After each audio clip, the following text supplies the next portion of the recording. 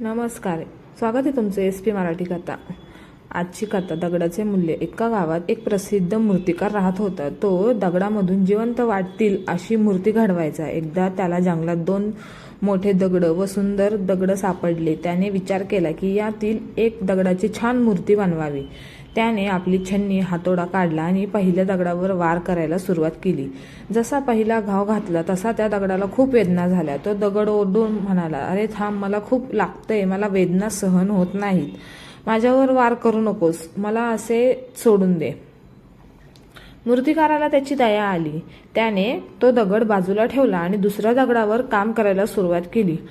त्या दगडालाही खूप वेदना होत होत्या, पण त्याने मनाशी निश्चय केला की आपण हे दुःख सहन करायचे। मूर्तिकाराचे शेकडो घाव त्याने निमूटपणे सहन केले। काही दिवसानंतर त्या दगडाचे रूपांतर एका अतिशय सुंदर गणपतीच्या मूर्तीत झाले। काही दिवसानंतर गावातील लोक तिथे आले। त्यांनी ती मूर्ती खूप आवडली आणि त्यांनी त्या मूर्ती गावातल्या मंदिरात नेण्याचे ठरवले। जाताना त्यांनी तो दगडही पाहिला।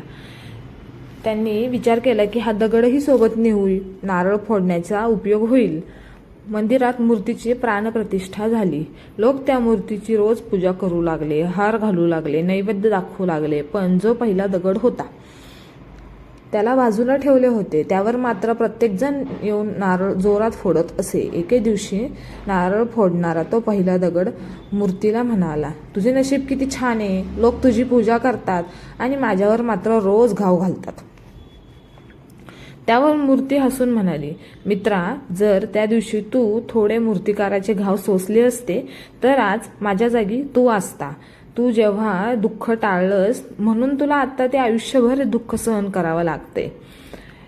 कथेचे तात्पर्य, आयुष्यात जर आपल्याला यशस्वी व्हायचे असतील तर सुरुवातीला येणारे संकट आणि कष्ट सहन करायची तयारी ठेवावी लागते।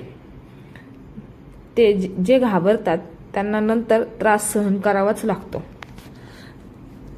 दुसरा बोट, टाकेचे घाव सोसल्याशिवाय देव पण काही येत नाही। धन्यवाद। कथा आवडली असेल चॅनलला लाईक, शेअर, सबस्क्राईब नक्की करा।